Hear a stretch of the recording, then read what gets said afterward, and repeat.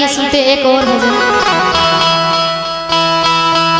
कहते हैं जो जल चढ़ाने जाते हैं वो जरूर बाबा भोलेनाथ से आशीर्वाद पाके जाते हैं। इसलिए कह रहा है भोले बाबा तेरे दरबार में जो आते हैं झोलियां भरते हैं खाली वो नहीं जाते। भोले बाबा तेरे दरबार में जो आते हैं भोले बाबा तेरे दरबार में जो आते हैं और झोलियां भरते हैं खाली और नहीं जाते हैं। झोलियां भरते हैं खाली और नहीं जाते हैं। भोले बाबा तेरे दरबार में जो आते हैं झोलियां भरते हैं खाली और नहीं जाते। भोले बाबा तेरे दरबार में जो आते हैं भोले बाबा तेरे दरबार में जो आते हैं और कहते हैं जो हाथों को उठाते हैं, उठा लीजिए दोनों हाथ और ताल के साथ झोलियां भरते हैं खाली और नहीं जाते हैं। झोलियां भरते हैं खाली और नहीं जाते।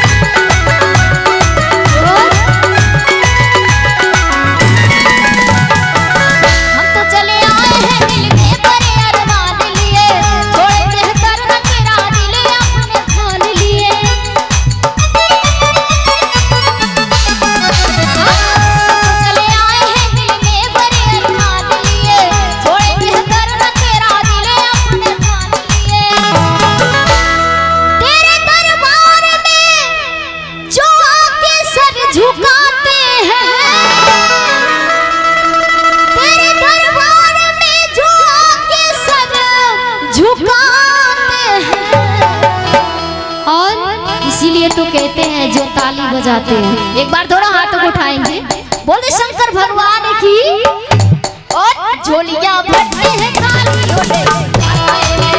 झोलियां भरते हैं खाली और नहीं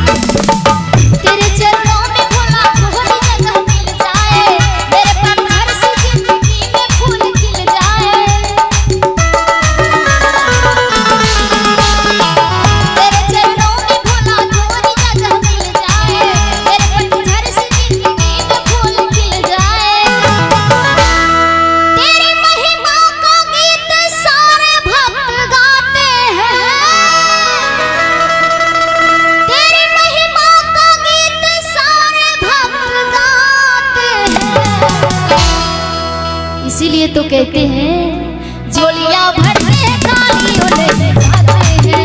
झोलियां भरते हैं खाली और नहीं जाते।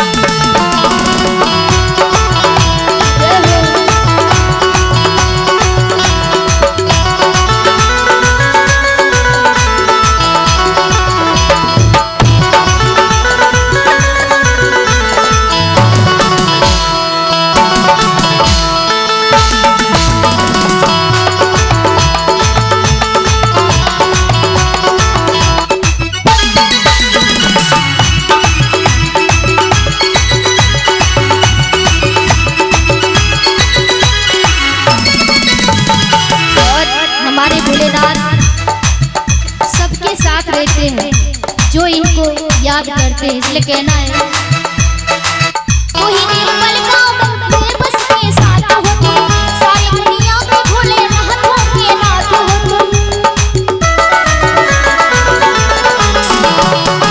वही निर्मल कमल और बेबस के साथ हो तुम, सारी दुनिया को भूले राहतों के नाथ हो तुम।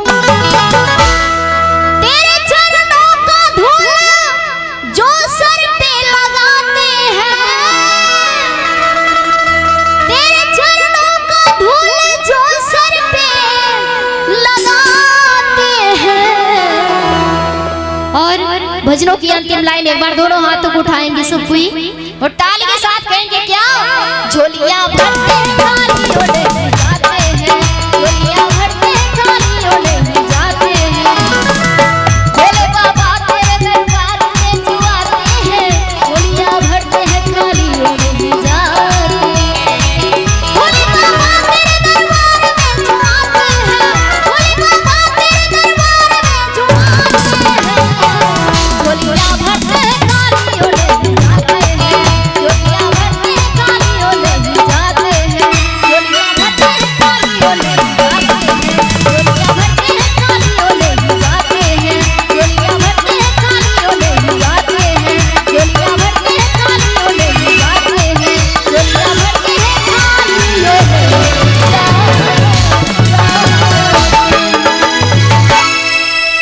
बोल दे हर हर महादेव।